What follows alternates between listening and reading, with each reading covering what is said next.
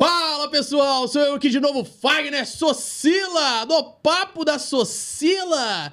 E como sempre, muito bem acompanhado por pessoas especiais e maravilhosas, com os cabelos lindos e exuberantes, enquanto eu não tenho os meus mais.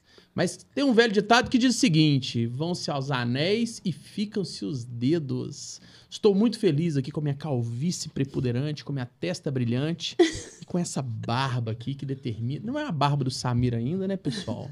Mas um dia pretendo chegar lá, se Deus me permitir.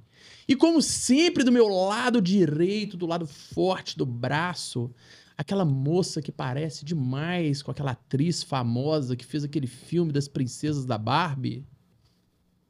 Da Barbie? Barbie. Qual que é a Barbie? Não é a Marilyn Monroe. Fala, pessoal. Sou eu aqui, Mauri Faria. Agora a Mauri das princesas.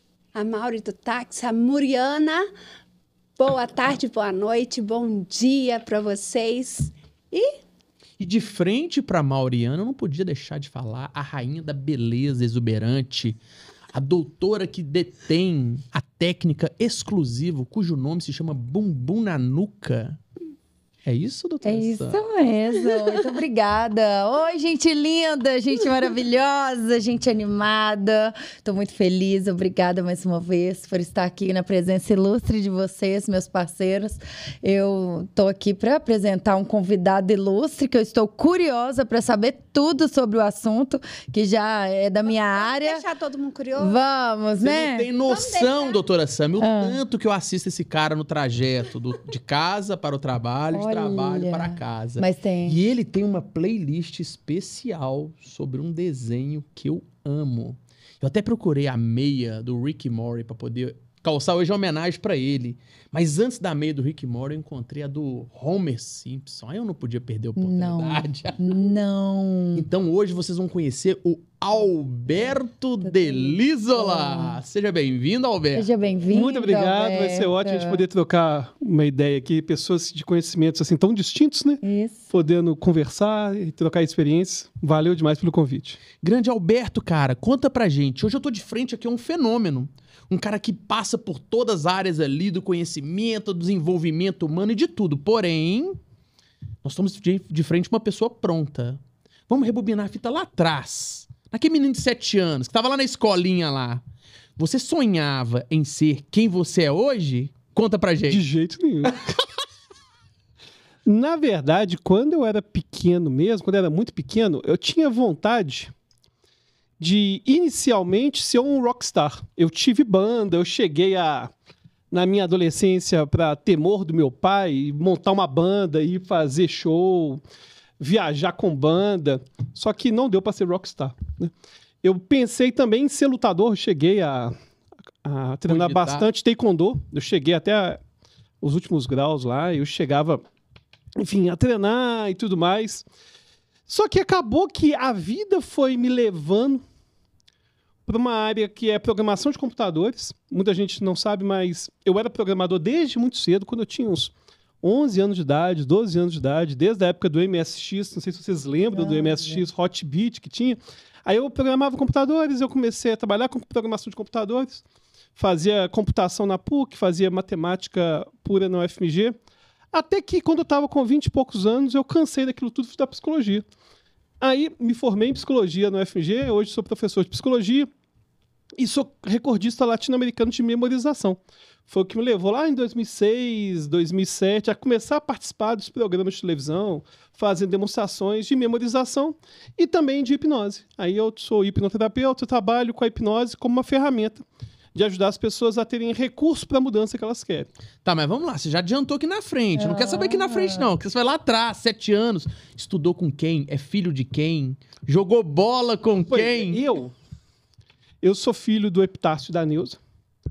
O meu pai, quando eu era pequeno, ele, por muito tempo, ele foi empresário no campo da educação. Ele teve um cursinho junto com a minha mãe que foi bem conhecido em Belo Horizonte, chamado Carrier. Opa! Eu fiz curso lá. Cara, que massa, irmão. Teve na Tupinambás, Afonso Pena. Afonso Pena. Então você estudou. Afonso Pena. Pois é, então você conhece meu pai. Pelo menos de vista, assim, porque meu pai montou o Carrier. Olha. E aí, devido a meu pai estar muito envolvido e minha mãe com a educação, essa questão da educação para mim desde pequeno era meio xiita, sabe? Eu acho que às vezes até meio excessiva. Meu pai, por exemplo, quando eu chegava de casa, em casa do colégio, ele pegava a mochila, abria, fiscalizava, perguntava, todo dia ele olhava, e aí, o que você fez? O que você não fez? O que você aprendeu? Só que ele não falava de forma punitiva, não, sabe? Ele falava mais de forma a instigar o conhecimento. Mas vira e mexe eu via aquilo como... Já era seu técnico, né? Mas vira e mexe eu via aquilo como uma fiscalização, uma vigilância, sabe? Então, hoje eu entendo. Hoje, que eu sou pai, eu entendo. E farei Já tô pior. doido pra fazer igual. E farei pior. Farei pior. Rael e Beatriz, Preparem-se. vai ser muito Vocês vão pior. pagar os Vai ser pecados. muito pior. É porque quando a gente é pequeno, a gente não tem dimensão do quanto que certas coisas que são incutidas na infância são importantes. A gente não vê, por exemplo, desde cedo, meu pai sempre teve problema com o inglês. Porque apesar dele ter, junto com a minha mãe, ter se tornado um empresário muito bem sucedido, o inglês, ele não sabia nada de inglês. E isso sempre foi um problema pro meu pai. Ele tava na frente de uma escola de educação. Exatamente. E, na verdade, quando ele fazia faculdade, hoje não existe mais esse problema. Mas a minha geração não chegou a ter esse problema, mas as gerações anteriores chegavam na faculdade e não tinha livro em português. Os livros estavam todos em inglês, francês, enfim. Então, ele teve muita dificuldade com inglês. Aí, desde muito cedo, com 6 anos de idade, eu comecei a estudar inglês. Virou uma obsessão pra ele que você Que eu soubesse não inglês. passasse por isso. Só que eu detestava. Eu fui perceber a importância do inglês, eu já tinha 12 anos já. Uau. Todo dia eu reclamava de estar em aula de inglês. Mas você era meio que um alienígena Todo perto dos dia. seus amiguinhos ali, né? Porque a galera também não dominava. Não, é porque naquela época não existia isso. É. Hoje é comum, né? O menininho pequenininho ter aula de inglês. É. Hoje o menino pequenininho... Existe musicalização infantil. Porque não tinha isso, não. Não. Eu, com 8 anos de Valentina idade... tem tudo isso. Eu comecei a estudar piano e teclado com 8 anos de idade. Era uma aula particular igual do adulto. Você tinha aulas de adultos e eu, como criança, fazia. Então, o inglês, eu sempre estava numa turma que eu era mais novinho, porque não tinha esse negócio que tem hoje. Hoje, cara, estudar hoje é muito bom, porque hoje tem toda uma dinâmica voltada ao desenvolvimento da criança. Hoje é muito interessante, por exemplo, nasceram meus gêmeos. Eu tenho gêmeos. Que lindo. Rafael e Beatriz. Cara, existe uma preocupação que eu tenho com meus gêmeos em relação à saúde que na minha época deixava o pau quebrar, cara. Deixava Esquece. o pau quebrar. O nenenzinho tá com um pequeno alongamento menorzinho. Ó, tá com um probleminha no alongamentozinho.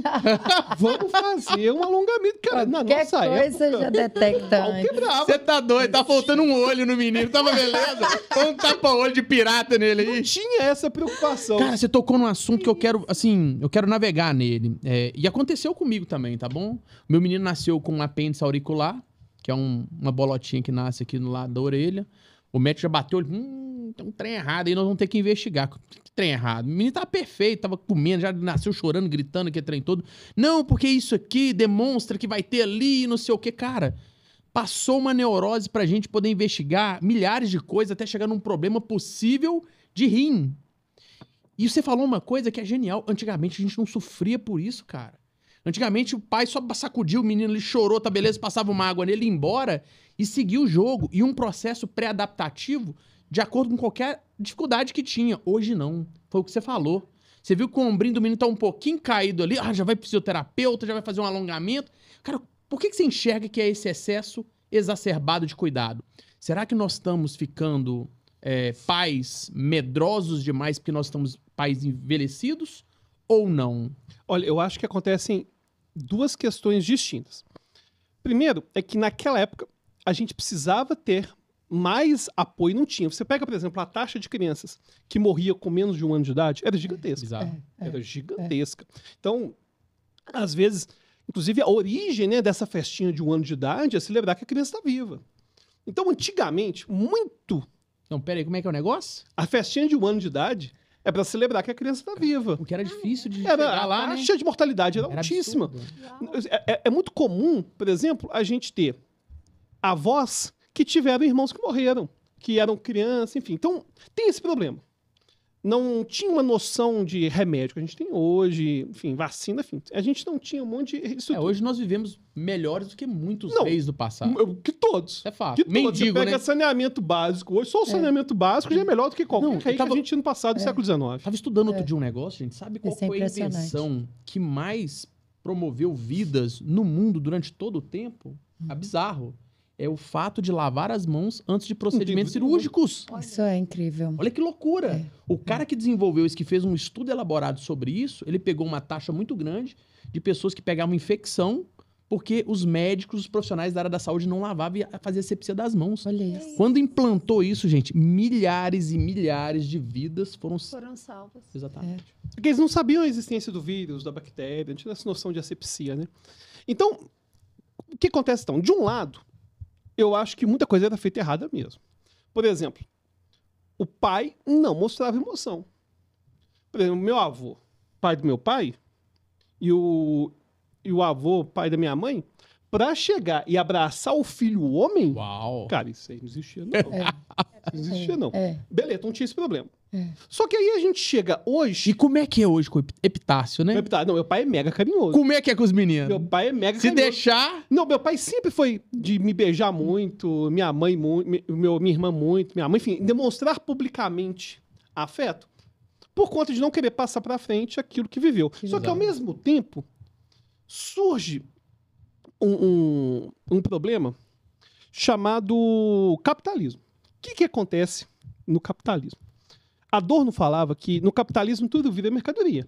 E é claro, tudo vira mercadoria. É o problema que a gente tem com a saúde, por exemplo. É. A gente tem plano de saúde, paga, às vezes não consegue ter o atendimento que a gente quer. E cuidar da saúde dos nossos filhos vira um produto. Então, no momento que cuidar da saúde dos nossos filhos vira um produto, para poder forçar a gente a levar num monte de médico desnecessário, não custa. Não custa. Então, quando a gente vê hoje, existe uma coisa que é muito doida, minha mulher até participa, eu sempre brinco com ela em relação a isso, é grupo de mãe. Você já participaram de grupo de mãe? Nossa, imagina o que é. Já. É uma loucura. É uma loucura. Tem uma rede legal. É uma mãe disputando com a outra com o pior medo, né? E quem cuida melhor? Não, isso é bom.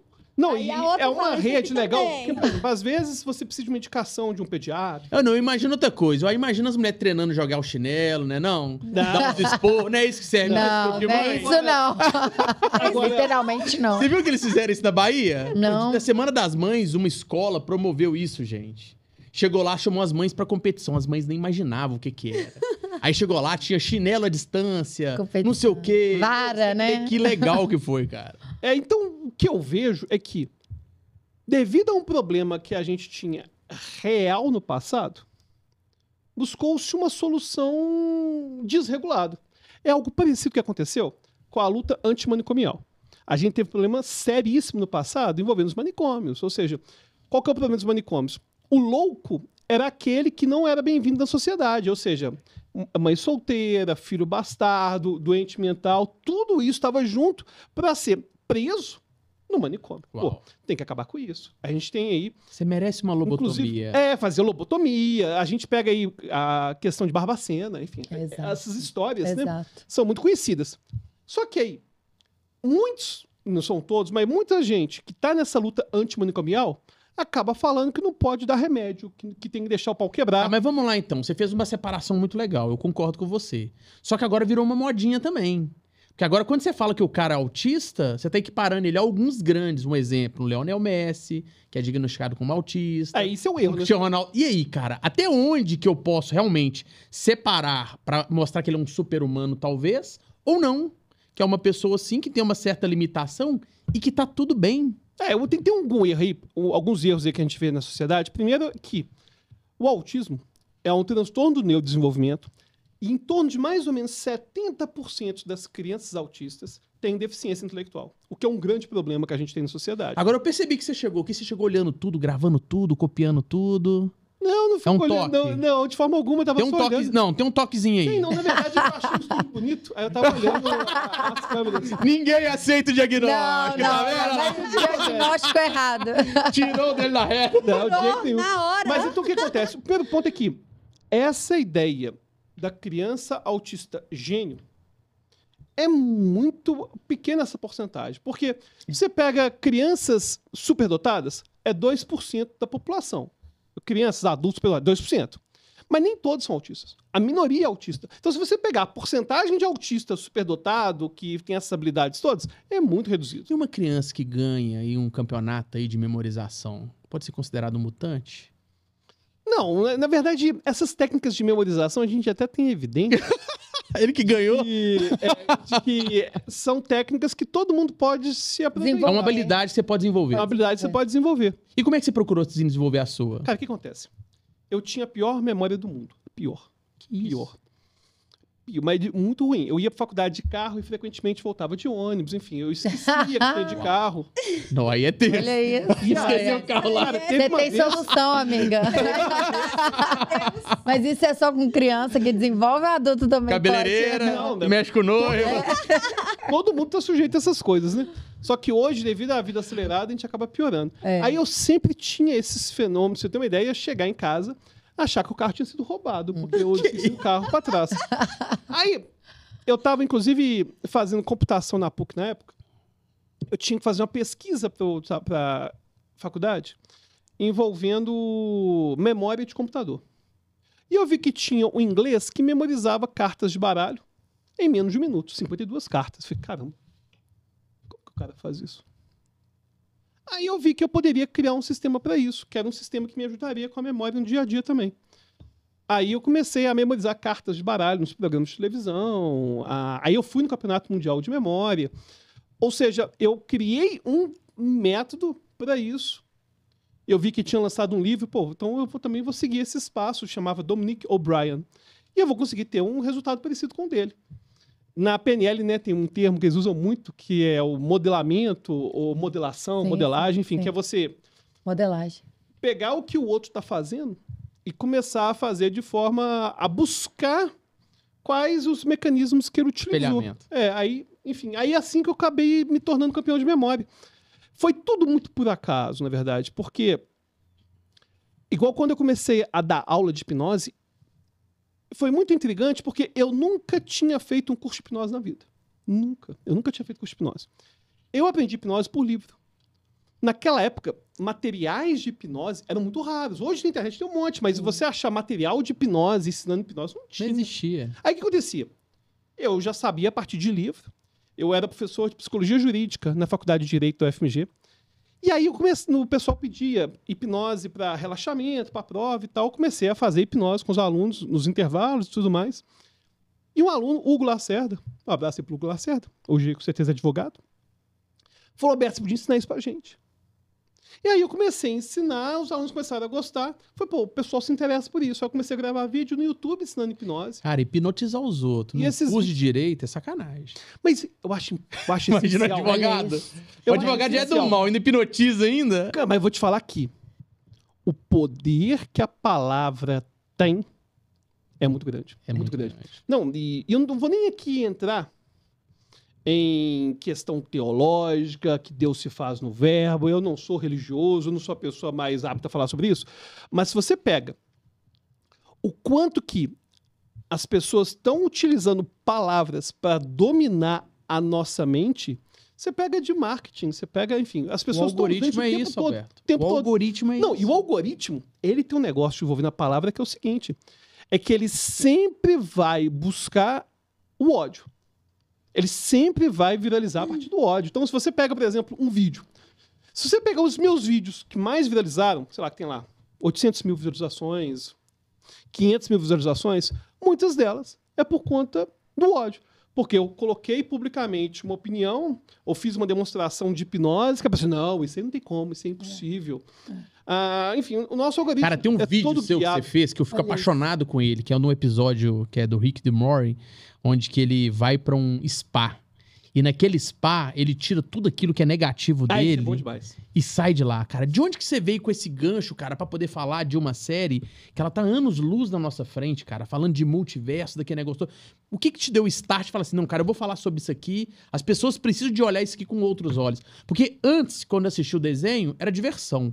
Cara, depois que eu comecei a assistir seus vídeos, eu vi que não era diversão mais, não. Tem teoria pra Tem. tudo, tudo tem uma tem. explicação Com lógica, certeza. tudo tem um porquê. Na verdade, eu tenho 2 canais no YouTube. Tem um que tem meu nome, que é onde está meu podcast, onde estão as aulas de hipnose e tudo mais. Só que, em 2020, na pandemia, eu falei assim, eu queria fazer um canal que tivesse a ver com meus gostos pessoais, que não tem a ver com a minha prática profissional. Aí eu criei um canal chamado Como a Mente Funciona, que é de filosofia, e é principalmente filosofia e psicologia, mas em neurociência, associada à cultura pop. Porque quando a gente vê filmes, muitas vezes existem várias camadas nesses filmes que é como se fosse uma piada interna. Exato. Pouca gente percebe. Por exemplo, você pega... Todos os filmes de Steven Spielberg. Sempre. Se você Tem pega... um som que é trazido de todos os filmes dele, uma piada pronta e ninguém sabe. Porque... Mas tem um motivo legal, né? Porque quando você percebe essas piadas internas, você se sente muito mais próximo do autor. Completo. Sim. Próximo do autor. Então, quando você chega e assiste Rick and Morty, que é cheio de referência, não só de filosofia, mas de cultura pop, você pega, cara, isso aí é do Matrix. Exatamente. Você sente que você tá amigo do pessoal que Cara, fez agora Rick vamos and lá. Morty. O que você quântica. pensa do Rick na sua vida? É possível ter um Rick? É possível a gente ser um Rick? É possível, cara, aquela genialidade ali, voltada ali com um desprezo absurdo? Olha, na verdade, ter uma inteligência igual o Rick é impossível. Porque o Rick no desenho, não sei se vocês já assistiram Rick and Morty, é um desenho que ele é um gênio. Aliás, é um desenho que tem já uma referência muito grande de Volta ao Futuro. Você pega... É baseado em cima dos dois. A ideia é igual de Volta ao Futuro, que tinha o professor e o McFly, que era, enfim, o jovem Michael da J. Fox, escola, que é o jovem queria do se dar colégio. bem. Enfim, aí o que acontece? A questão de ser tão inteligente quanto o Rick não é tão possível, não, mas tem muita coisa real envolvendo o Rick. Por exemplo, ele, na verdade, apesar de ter toda a inteligência do mundo, nada fez ele conseguir superar a morte da família. Exato. Nada. Nada é capaz de fazer. No momento que a família dele morre, nada mais faz sentido pra ele. Não é à toa que, na série, ele faz aquele arquétipo que é muito comum em filme, do gênio, indomável e viciado. Então é muito comum você ver em filmes, né, esse arquétipo Isso. daquele gênio Isso. que sabe de Rebelde. tudo, mas que é viciado em cocaína, que é viciado, e aí vai fazer um campeonato de xadrez todo noiado, todo destruído e ganha a si mesmo. Enfim, então, o Rick, ele tem essa perspectiva, né, de alguém que perdeu a família e que tenta buscar sentido. Inclusive, tem uma filosofia muito forte em Rick and Morty, que é de Camus. Camus, ele falava no existencialismo uma ideia bem interessante que é a seguinte: o mundo não tem sentido. A vida não tem propósito. E, inclusive, tem um episódio de Rick and Morty que é muito forte, não sei se você chegou a ver. Que eles são enterrados no quintal. Que isso? Você não tá Eles entendendo, estão no não. O multiverso. tanto que eu Assistiu gosto todo, Eu do fiquei muito trem. chocado quando assisti. Eles estão no multiverso. Eu tivesse. Aí eles vão numa realidade paralela que eles sabem que eles perderam o universo deles, não, a gente vai arranjar outro. É os Cronenberg. Aí ele chega... Exatamente. Aí chega numa realidade paralela. Não, peraí, tranquilo que nós dois, nessa realidade, vamos morrer. Aí eles enterram os próprios corpos. Aí tem a cena dele enterrando o próprio corpo. Aí ele o Mori acabou de enterrar o próprio corpo. Aí ele chega e faz um discurso que é muito existencialista pra irmã dele. E fala assim: olha, a vida não tem sentido, não tem propósito, não existe nada além disso aqui. Vamos ver televisão. Não, outra coisa que ele fala que é muito interessante, olha só pra você ver. Ela tá numa crise existencialista violenta e na hora que ele chega pra poder discutir com ela que ela tinha acabado de descobrir que os pais tentaram abortar ela. Então isso destruiu ela. É uma rebelde, né? Uma jovem e tal, que é negócio tudo. Na hora do discurso, ela chega e fala assim pra ele assim: não é você, meu irmão mais jovem, que vai me dar qualquer lição de moral que vai fazer eu me sentir melhor. Aí ele fala assim: escuta o que eu tenho pra falar pra você. E aí ele solta essa reflexão que é bizarra, falando exatamente sobre isso, entendeu? Falando que, ó, vem cá, te mostrar um negócio. E nem fala nada. Tá vendo aqueles 2 túmulos ali? Ela, o quê? Aquele é eu e o vovô que estamos enterrados ali. Nós fomos pra uma outra dimensão, nós fudemos o mundo lá e fugimos pra cá. Então pode ter certeza absoluta que você não tá falando com seu irmão, porque seu irmão tá enterrado ali. Eu sou uma pessoa muito melhor e pode ter certeza absoluta que... Aí ele fala isso. Nada faz sentido, nada é pro propósito e vai viver sua vida. Cara, dá um tapa de luva nela maravilhoso e ele sai como se nada tivesse Nada tinha acontecido. suicídio. Agora, o interessante é que a visão de Camus no existencialismo ela é positiva.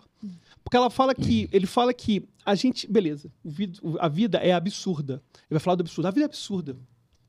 Mas cabe a nós termos coragem de criarmos um propósito para ela. Então, é uma visão otimista. Apesar de tudo, quando o Mori fala, vamos ver televisão, ele não está sendo negligente. Não, ele está falando, olha só, se a gente pensar de forma racional em relação a tudo, Acabou. a gente vai se matar, a gente não vai conseguir acordar amanhã. Vai viver. Mas então, vamos aproveitar a nossa existência. Agora tem uma presente. pergunta aqui que não quer se calar. O Alberto que tá aqui hoje é da C137 ou não? Das dimensões, né? Inclusive, esse número, né? 137 é um número que não tá lá à toa. Ele tem um porquê também. Na verdade, é uma constante, tem a dimensão C137, para quem não tá acompanhando, né?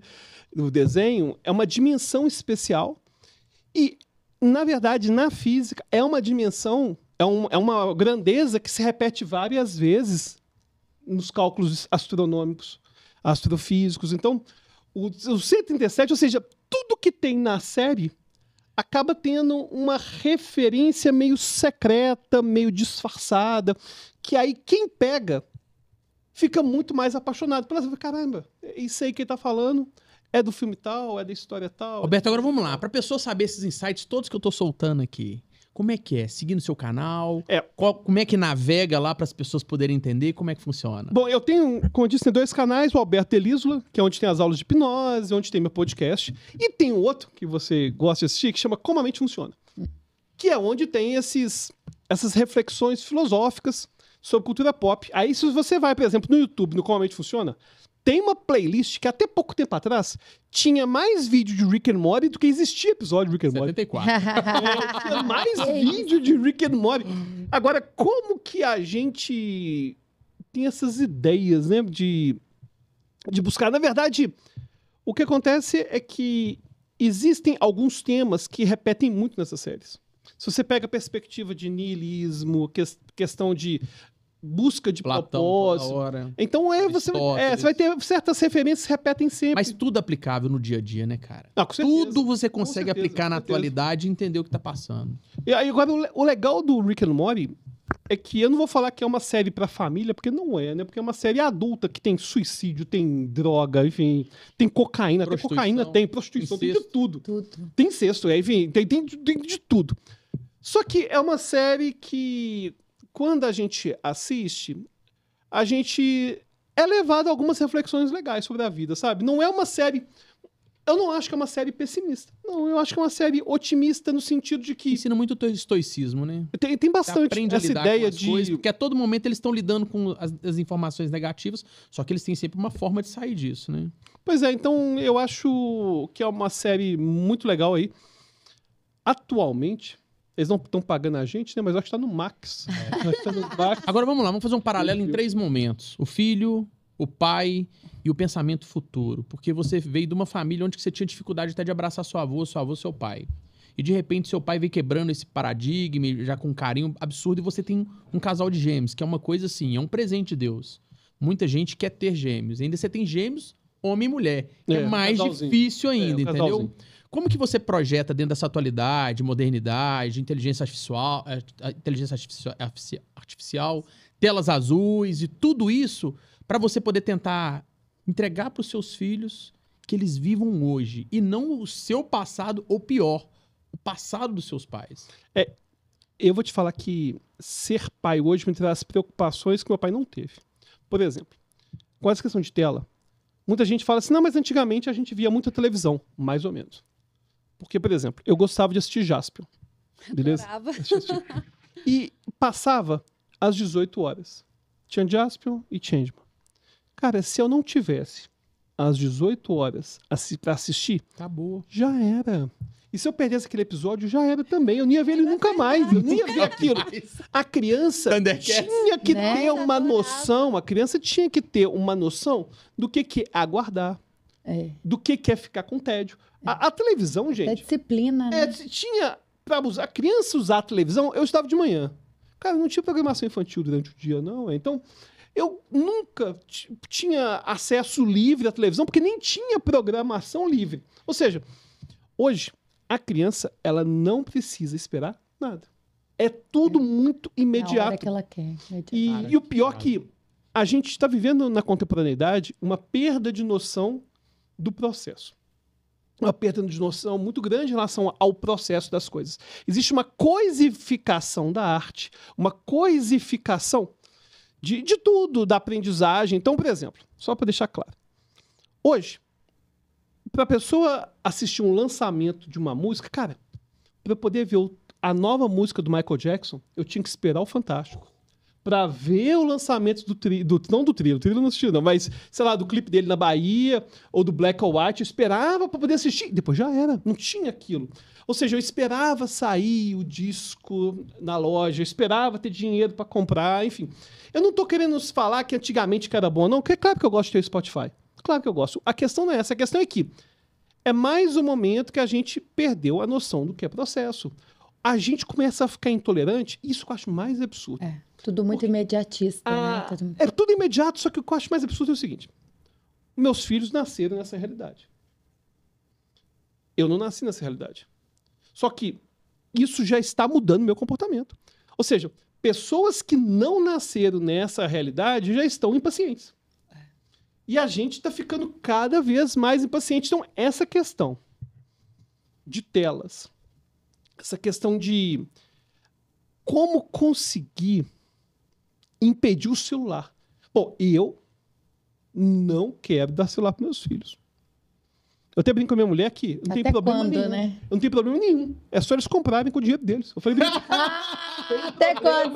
Quero ver na hora que você for jantar e as crianças ficam lá em cima e você fala, dá o celular, amor. o ponto central Cara, é eu esse. adorei essa desculpa, cara. Eles podem ter celular a hora que eles quiserem, desde que eles E comprem. depois, é muito cômodo. É muito cômodo. No meu caso foi assim. É claro, mas é muito cômodo quando eu tenho 2 menininhos de 4 meses de idade. Pô, que não tem essa demanda? Tem 4 meses de idade? Pô, Não tem. eu não, é muito fácil eu falar, não vai ter celular lá em casa. Eu quero ver 3 anos. Na hora que você escutar o terrível do tio, você vai entender o que Quero é. ver. E eu espero que eu consiga, eu e minha mulher, impedir o celular o maior tempo possível. Algumas questões eu tenho Até certeza os que a 2 gente vai anos de conseguir. idade. Por exemplo, impedir o açúcar no primeiro ano de idade, Isso, enfim, são questões que a gente certamente vai fazer. E é engraçado que eu levo uma vigilância, eu estava com meu afilhado tem 2 anos de idade, numa festa de aniversário, e estava do meu lado. Do nada, e ele não come doce, não come nada de doce até hoje. Aí, do nada, uma criança pegou uma Maria Mole e foi tacando na boca dele, cara. Eu pedi... Tipo, Aí eu pensei, gosto, ele igual também do Matrix. gosta. Igual do Matheus. Tem que tirar isso aí, tem que tirar isso aí. Enfim, então, essa preocupação envolvendo tecnologia e esse problema envolvendo conseguir esperar. Era muito comum, por exemplo, a gente se divertir com coisa muito sem sentido, do sentido de olhar para a janela, ficar olhando na janela os carros passando.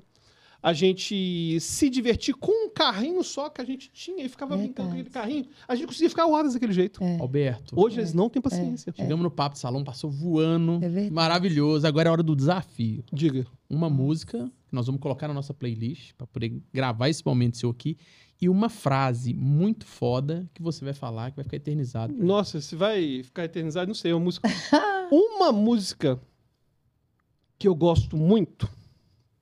E é engraçado que as músicas vão ganhando novos significados, né? Vão ganhando novos significados. Verdade. É a Anunciação, do Alceu Valença, porque é uma música que eu e minha mulher temos da chegada dos nenéns, que seria a anunciação da chegada dos nossos nenéns. Então é uma música que eu gosto muito, que seria... Eu nem sou o fã número 1 de Alceu Valença. Nem fazia sentido pra você. Eu sempre gostei de forró, na verdade. Forró, de dançar, e minha mulher dançamos. Então a gente fazia dança de salão, enfim, a gente já teve bastante envolvido com essa parte da música, da dança de salão e tudo mais. Agora, tem uma frase que eu quero falar, seria uma frase um pouquinho mais longa, que seria a seguinte: se você quer fazer alguma coisa na sua vida, faça hoje. Não espere estar pronto para fazer e, principalmente, você sempre vai achar que está velho para começar. Você pode ter 15 anos de idade, você vai achar que está velho, você pode ter 20, pode ter 30, pode ter 40. Você pode ter 70 anos de idade. você sempre vai achar que tá velho. Você só vai perceber que não tá velho quando o tempo passar, você olhar para trás, olha, eu poderia ter feito isso. Só que você não percebe que daria para fazer hoje, em vez de ficar lamentando não ter começado no passado. É mais que uma frase, uma mantra, né? É um mantra. Então essa questão de fazer acontecer, Faça. faça. Meninas, e aí, o que vocês acharam? Adorei. Eu Tem acho mais que umas é 10 isso. horas. Gente, aqui. Alberto Delírio. Que papo gostoso, né? Gostoso. Vamos marcar uma segunda Super rodada. convidada, Vamos trazer a sua vem. esposa. Com certeza. E aí nós vamos pegar essas impressões aí do desafio da maternidade de criar aí 2 criancinhas que vai Com ser certeza muito vai ser ótimo e obrigado pelo convite. Vai ser ótimo rever vocês. Não, Beleza. volte sim, com certeza. bom. Obrigado, pessoal. Valeu.